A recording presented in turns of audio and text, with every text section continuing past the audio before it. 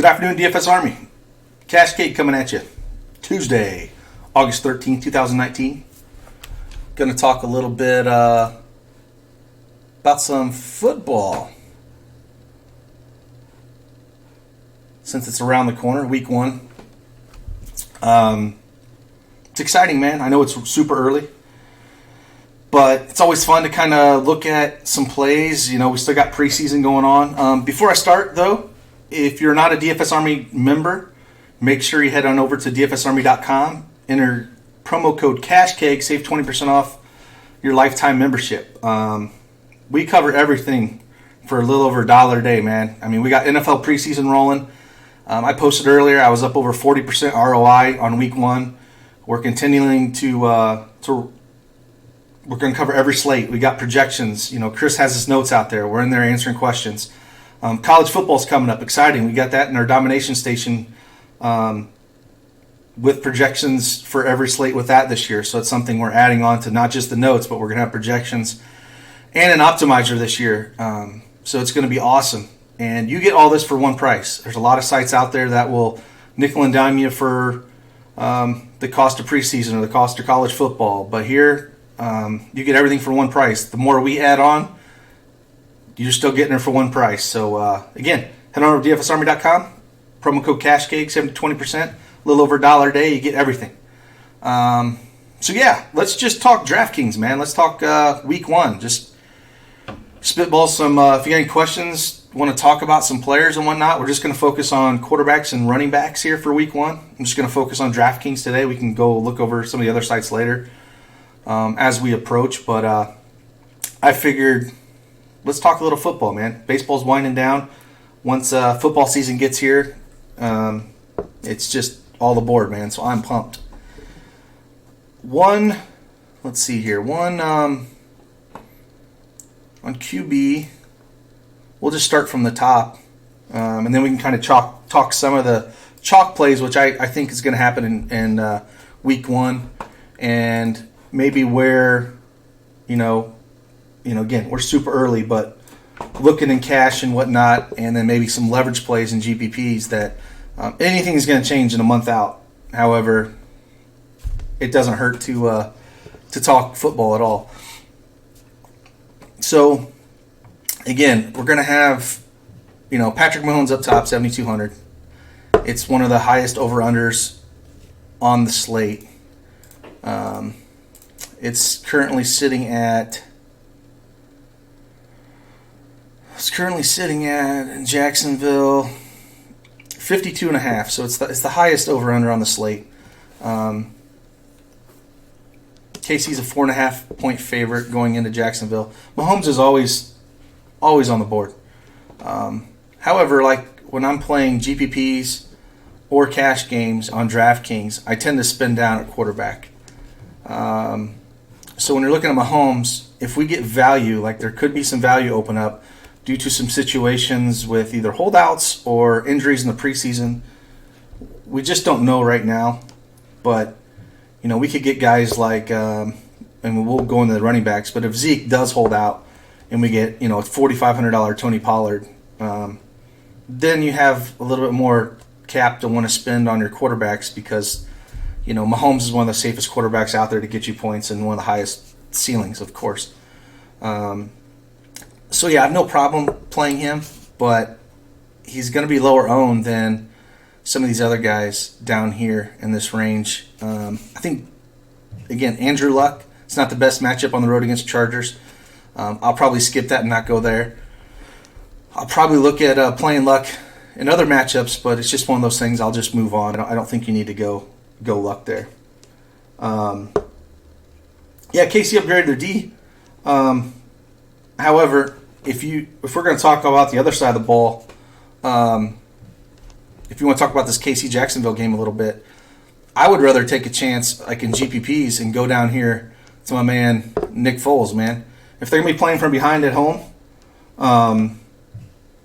he's going to be low owned. And like Weisenborn's talking about right now, again, I'm just going to go top from bottom, but we'll just talk as these questions come in. He's asking if Kyler Murray is going to be super chalk. Yeah, Kyle Murray's getting a lot of talk in the industry right now. As we know, Cliff Kingsbury's, came in. He's taking that offense. It's going to be high octane. At that price, he looked pretty good the first preseason game. They're at home. They're going to be moving the ball a lot. The only thing that kind of hurts, I would say, Kyle Murray a little bit is, Detroit is kind of the polar opposite of how I think the Cardinals are gonna play super fast. Detroit will play super slow. I don't think anything will change there. So it could neutralize that matchup. So I like I said, I love, for cash right now, you're probably just looking at Murray if it keeps if the talk keeps up there and he keeps looking good in the preseason, and the plays are going to be there, and like I said, I like to pay down at quarterback to get those running backs. So in this range, if Murray's going to be chalk, I don't mind coming down to a Nick Foles here as a GP leverage off of Murray. If Murray's going to have that much ownership, which I think he will. As of now, again, it's early. I think he's going to be probably one of your highest owned QBs down in this range.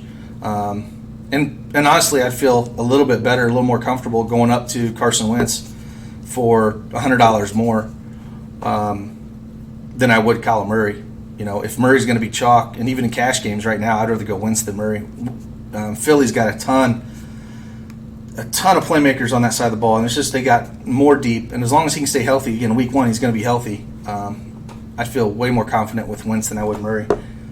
However, it's early, so those are the two guys I'm looking at. So,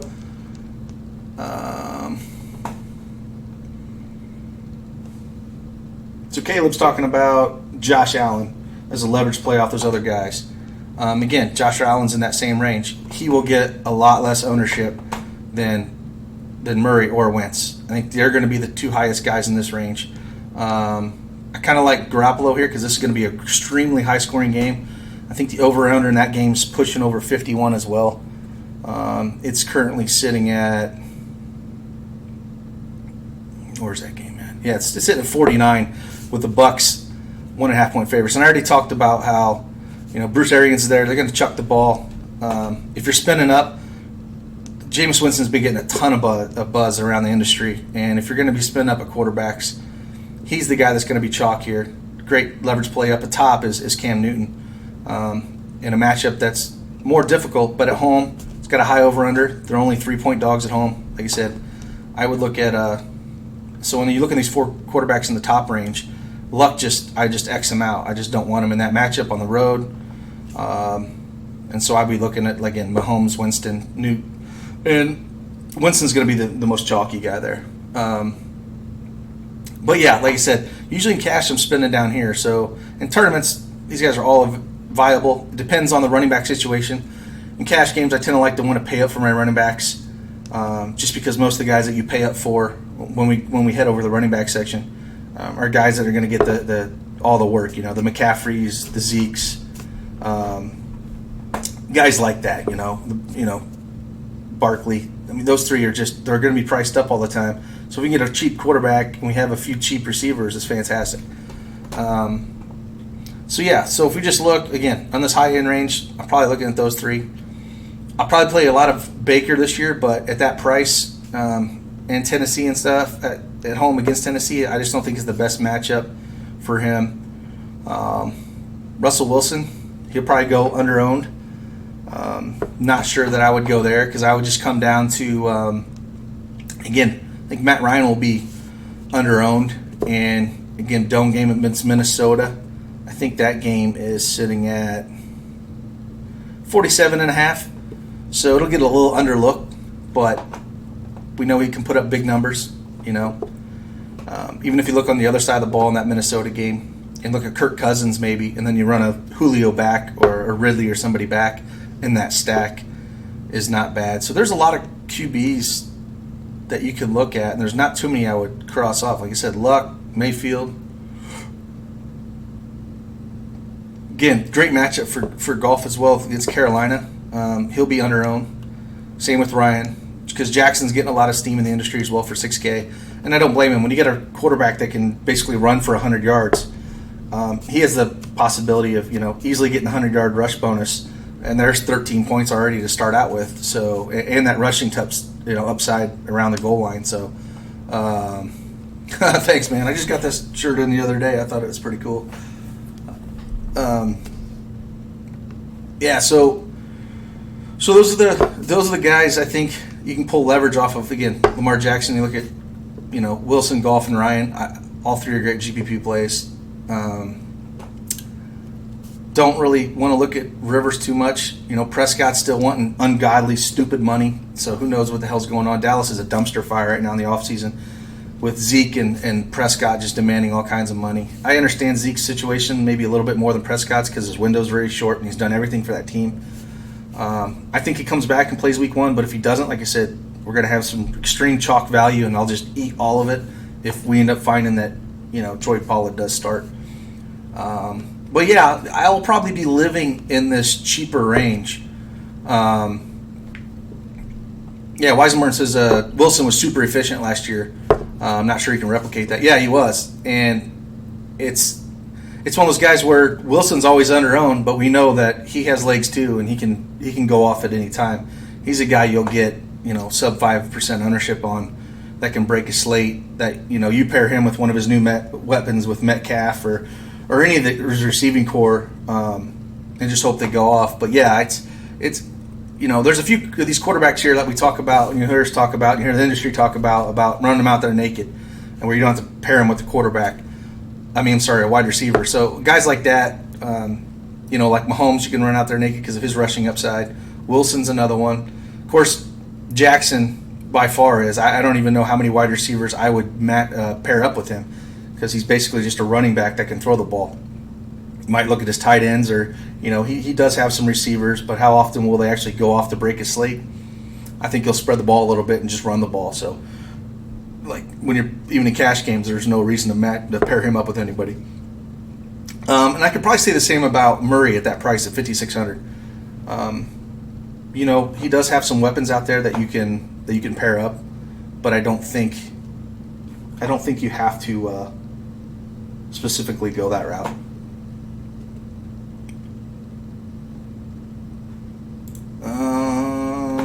Let's see what else we got down here. Don't want no love of Stafford. I'm sorry. Like you said, Cousins going to come in way under ownership on Murray. And if that game starts to be a shootout with Atlanta, I kind of like that play as a mispriced quarterback and also going to be under-owned. I know the Falcons were beat up last year, but they allowed over 26 points a game last year. And if we're talking, if we get 4 touchdowns and 300 yards out of Cousins at 5,500 and Murray says struggles a little bit at home in his first game, you're going to climb the field a ton on that. So in tournaments, I might go Murray in cash and then go to the Wentz and Cousins and GPPs. And again, I think Garoppolo is going to be way under-owned where he should be. And there's a lot of unknowns with San Francisco, and we don't know how they're going to look out. But one of the best game scripts there is with Winston on the other side. You see this a lot. You'll see Tampa Bay talked up all for the next month, and Winston and Bruce Arians and how he's going to do this, and Godwin's going to be the next godsend at wide receiver, and load up on Tampa Bay. No one will load up on the other side of the ball, and they won't run stacks back. And that's where I think you can kind of get edge on the field, is to look at the other side of the ball, man. Look at Garoppolo. Look at his pass catchers and everything, and don't look at the Tampa Bay side as much. So, what are the questions? Stack Murray and DJ? Oh, 100%. Yeah, any pass catching back, I have no problem stacking Murray and DJ. So, I think to get on DJ, there's a lot of unknowns with him. So to get on him early, and hope that pans out where he's catching a bunch of balls and he's really doing the DJ of old, where he was a top 3 running back in the league in production for fantasy. So get back on that train in a hurry, and again, no problem hooking that up at all. So yeah, I'm not going to go way down here. Like I said, the cheapest I think I would go is Nick Foles. If that KC defense is not going to be, what we think it is, I'll just kind of stay away from teams down here. There's just too much good value in the 5K range to even guess down there. We just have too many good quarterbacks in here. And I've mentioned them all. Let's head over run backs and just talk about running backs a little bit. So again, Zeke is the number one guy, 9,200. I don't know. What are your guys' thoughts? Do you guys think that he's going to play or not play? Do you think he's going to sign, keep holding out?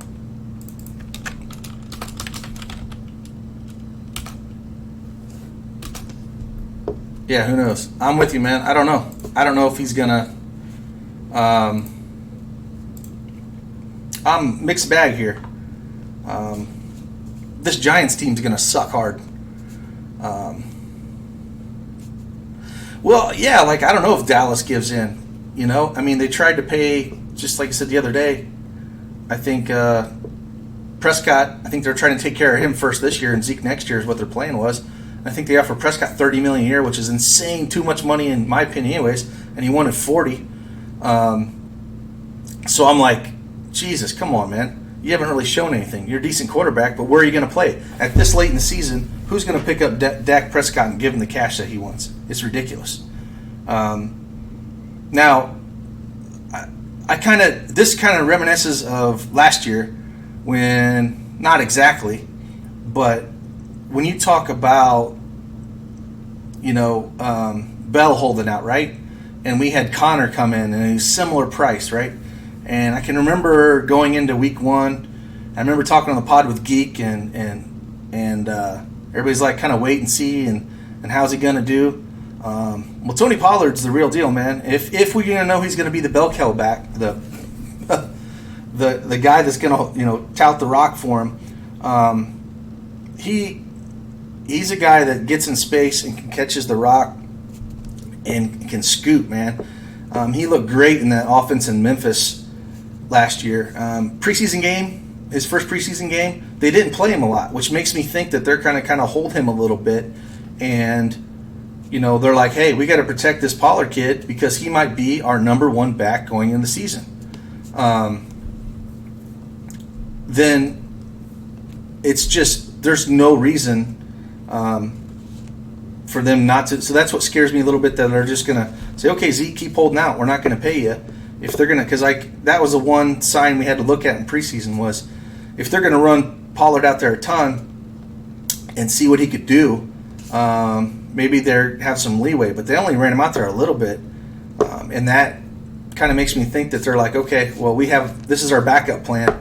Jerry Jones has come out there and talked about it already, that if Pollard doesn't, if Zeke sits, that he thinks Pollard can carry the load. So that's one of those situations where if Zeke holds out and Pollard keeps getting the talk from Jerry Jones, $4,500 is one of those guys I'm going to maybe push the chips all in on at that price against the Giants team that's probably just going to get beat up all year long. So let's see here. Who else are we talking about? Yeah, I could easily lose 6K range. Yeah, there's a lot of good plays for sure. We're like, again, it takes, if he does hold out, it takes Zeke out of the picture, and we can easily play McCaffrey and Barkley here and then pay down for a guy like Pollard. There is a lot of running backs in that 6K range, like you guys were talking about, that we could easily go down to. Clearly, Barkley's going to do everything, but with how banged up that team is, and as long as freaking the Giants are not going to go to Jones and keep running Eli out there, if they decide to just key on Barkley, I'll still play him. 9K, he's going to catch a ton of balls. I think we'll have the money to do it. Again, McCaffrey, same way. I think I'd prefer McCaffrey over Barkley here, but you can play either one of them in cash games easily. No way I'm paying anything for Gurley at $7,900 until we figure out that situation. there's just no way. I'd rather go down and take a chance on David Johnson than I would Gurley. Gurley's just a cross-off for me in game one. I don't want any part of that until we figure out what the hell's going on there. Same thing with this holdout with Melvin Gordon. That can open up a ton of value as well if he ends up holds out, and we can go down and pick up his back up. So Bell at 7,100. That's a tough one. Like, he's too cheap if he's going to see all the workload. Hasn't seen a snap in a while, but at 7,100, we got a lot of good running backs from the 7,100 range all the way down. Again, there's Eckler if Gordon does hold out. It's another guy that I'd be extremely heavy on is Eckler. He showed it last year. And again, we ain't worried about an injury in week one. Let's see some of these other guys in this range that we really like. Dalvin Cook is going to be a guy that I think is going to get a lot of ownership in week one. Been talked up a bunch everywhere. 6K, probably be one of your highest owned running backs if Zeke plays. Said Williams scares me. Reed said that they would split him with 3 rounds. Okay, so we're talking about Williams at KC.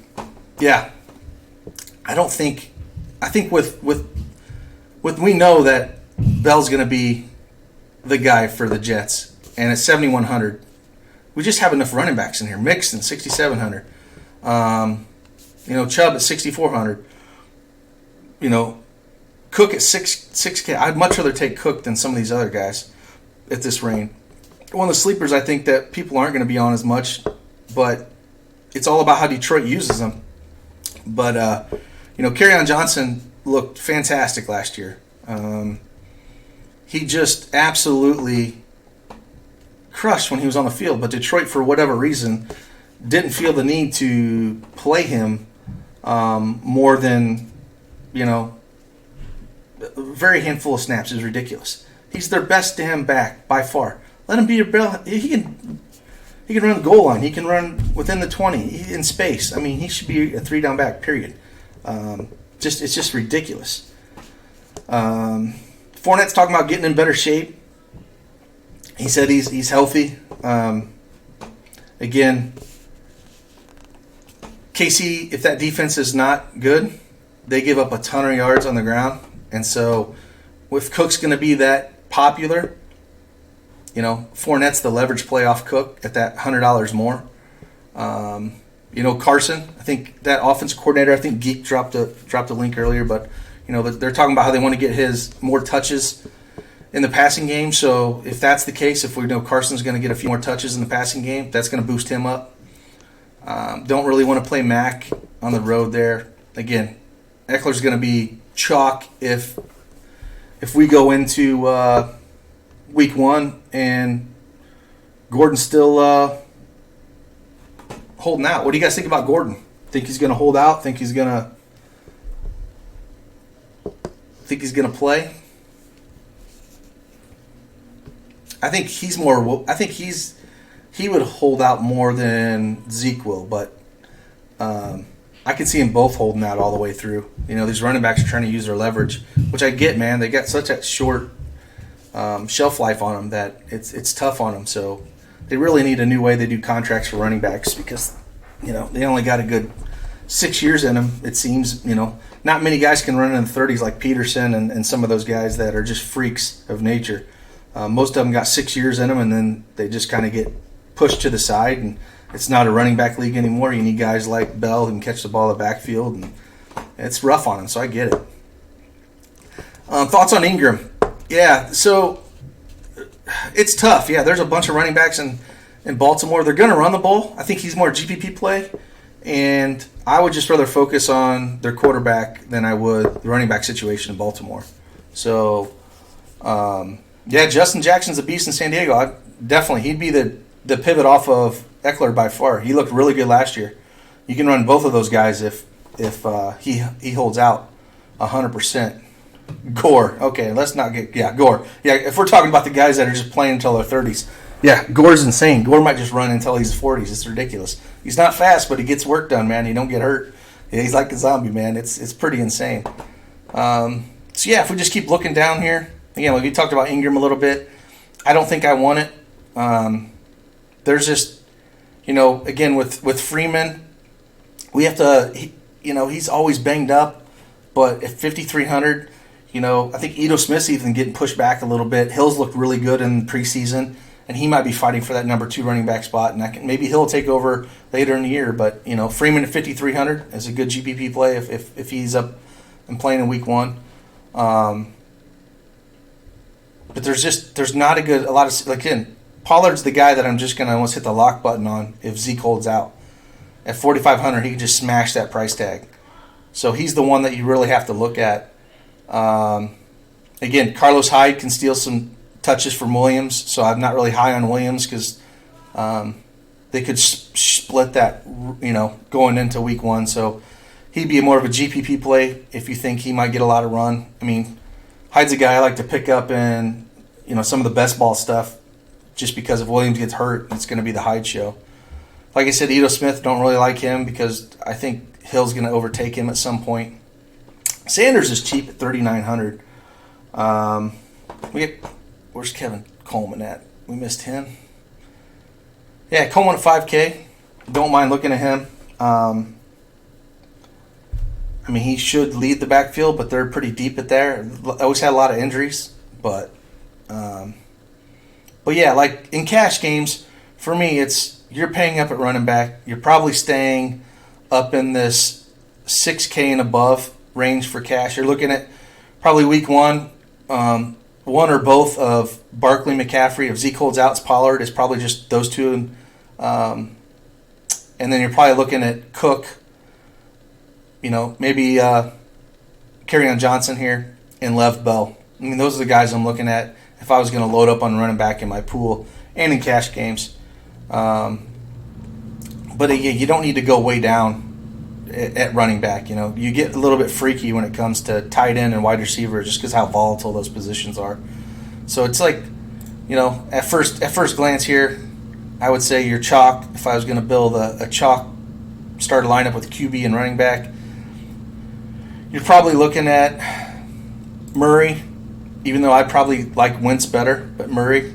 And then if Zeke doesn't pan out, you can take either both of these guys and again, just if Zeke doesn't play and Pollard, you're not left with a lot going this route, but you can make it work with your wide receivers and tight ends. Or you take one of, say, McCaffrey. You don't want Barkley. You don't want to pay up for it. You think they're just going to hone in on him, and you go down like Dalvin Cook, and you got plenty of room here where we can find some wide receivers and tight ends.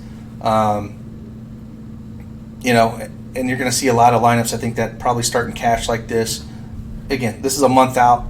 Things can change all the time, but it's probably how I see things probably playing out right now with, again, Zeke not showing up right now, Gordon not showing up, because we might be able to go a lot of cheap running backs are going to get a lot of work.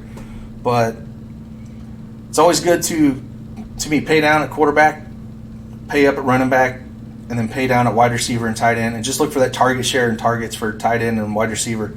And we'll go into those tomorrow. I'll pull up. We'll talk about some wide receivers, some tight ends that you can look at in different ranges, and then we'll talk about some defense as well. Of course, you should just play the Bears every week and print money, but we won't talk about that. Anyways, again, let's talk again tomorrow. We'll talk wide receivers, tight ends, and a few defenses. And it's been fun. Again, if you're not a member of DFS Army, head over to dfsarmy.com, enter promo code CashKeg, save 20% off your membership, and get some of that preseason action this Thursday. We got a nice 5-game slate. Chris is going to put out notes. I'll have projections in the system.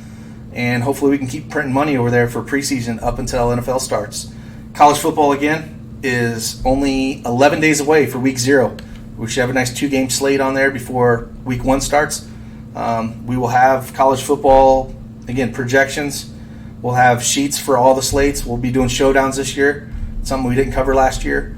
And we have it in our optimizer. So again, we will see you in Slack, and I'll see you guys tomorrow. Deuces.